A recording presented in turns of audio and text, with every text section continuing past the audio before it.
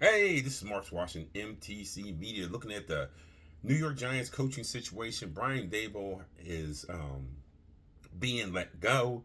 He finished with a 20-40 record at New York, and this is just one of these things where the Giants organization has misidentified coaches just down the line. Despite what people try to convince you of, when they went and didn't hire what was probably the best coach for the situation, they hired the coach that they feel more comfortable with, the coach that they think that looks coachy. We've seen it. Ben McAdoo 13-15, Steve Spagnuolo 1-3, Pat Shermer 9-23, Joe Judge 10-23, and you try to convince us that trash wasn't trash, that trash was treasure. And for the New York Giants, what they need to do is stop with your old school thinking and stop with what makes you feel comfortable in the front office and hire a coach that can win games. Those coaches weren't going to win games, and then you try to convince everyone that somehow, some way, you couldn't see it because they're savant and you're not, and you just don't know the little ins and outs. No, they were who we thought they were. What I am not against, and I'm certainly not pushing for this, but I don't think it's a bad idea. Bob Papa talked about it yesterday on NFL radio.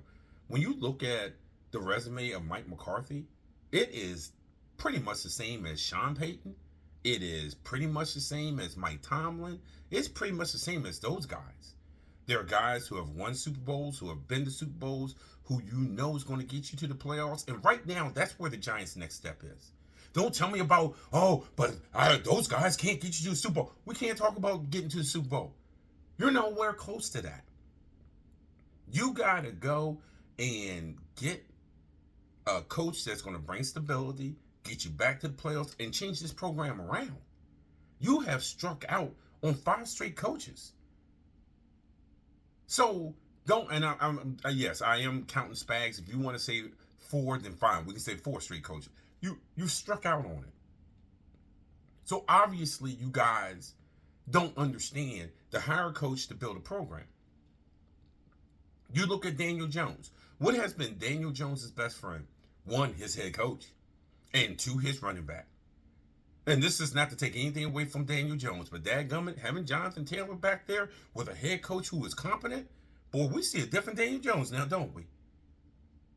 But out in New York, you know what they had? They had Daniel Jones. They had a good running back. They had Saquon Barkley. And what'd you do with it? You screwed it up. Why? Because you didn't have the right coach. Then you want to sit around here and you want to squeeze Saquon Barkley on a contract.